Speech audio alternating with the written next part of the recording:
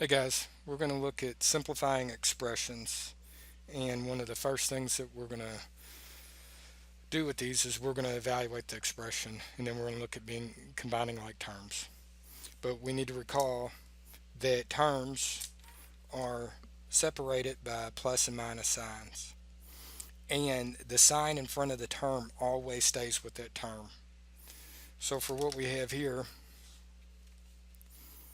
I'm going to put a box around my terms that are the same, the ones that have an x with it. This is called the coefficient. This is called the variable. The number in front of the letter is called the coefficient, and the letter is called a variable. So I'm going to put a purple box around those, and I'm going to include the sign that's in front of it. These are all terms that contain the variable x. And then what I'll do is I'll use blue to put a circle around all of my constants, the number that's just a number, and I'm going to include the sign that's in front of it. And right here in this problem I have four separate terms. I have two types: terms that have a variable in them, the same variable, and terms that have no variable. What sign is with 2x? A plus sign. Yes, anytime there's no sign written, we understand it to be positive. So, and we'll get to that, but it's important to be able to understand how we structure the terms. And what is occurring between the coefficient and the variable is the multiplication operation. They are multiplying each other. All right, so let's look at evaluate the expression. And what this simply means is replace the variable with the number. And what they'll do is they'll tell you what number represents the variable. So what they're saying here is that for this expression, b is going to be equal to 4. And to help us visualize,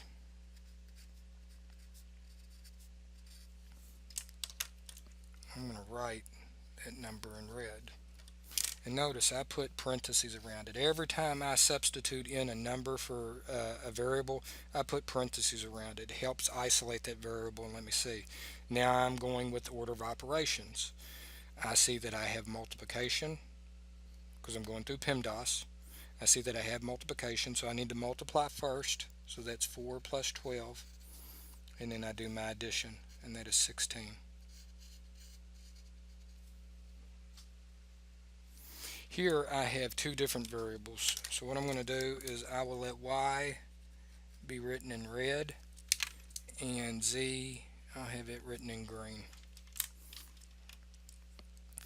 So I have a negative 2 times, what's the value of y? 4. Plus 3. And what's the value of z? Negative 6. Have to have that negative sign there. Negative 6 is my value of z. Order of operations, I need to do my multiplications first. Negative 2 times 4 is a negative 8. And 3 times a negative 6, negative 18. I can write it two ways. I can say plus a negative 18, or I could simply say a negative 8 minus 18. Same answer. Again, this depends upon how your brain sees it. And what do they both turn around and equal? A negative 26.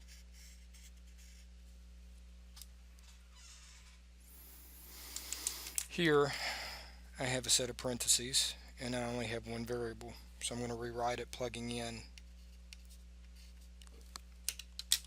and I will use red. So it's a negative 3 plus 2, oops, parentheses, plus 2 times a negative 3 minus 1. So I need to work inside of the parentheses first. So inside the parentheses I need to do order of operations, and I have to do my multiplication first. So I have a negative 5 times a negative 3 plus 2 times the negative 3 is a negative 6, so I end up with the negative 6 minus 1. And then I have a negative 5, negative 3, plus a negative 7. Negative 5 times the negative 3, negative times the negative is a positive, so 15 plus a negative 7, if I want to leave it like that, or I could just simply say 15 minus 7. Either way I get the same answer, and that answer is 8. Okay, pause the video and see if we can get the same answers for number 4. Alright, I'm going to use red for A, and I'm going to use green for B, and I'm going to plug in those values. I have 3 times 2 minus 5 over 2 times, what's the variable for B? Negative 4.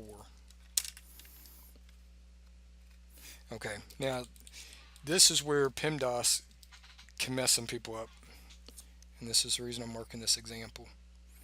I have to simplify everything in the numerator. I need to just have one number, and I need to simplify everything in the denominator before I can actually do this division. So now I'll write it out this way. 3 times 2, 6. 2 times a negative 4, negative 8. 6 minus 5 is 1, and that's a negative 8. I can write this fraction 3 different ways. I can put the negative up there with the 8, or I can just put the negative in front of the whole fraction. All 3 of those are correct. In case you don't know where to put the negative sign whenever you have it. You cannot say, just because you have a negative 8, you cannot turn around and make it a negative 1 over a negative 8. A negative divided by a negative is a positive. So I can only have one negative sign in there to indicate that this whole fraction is negative. Alright, the next thing I would like to look at is simplifying the expression.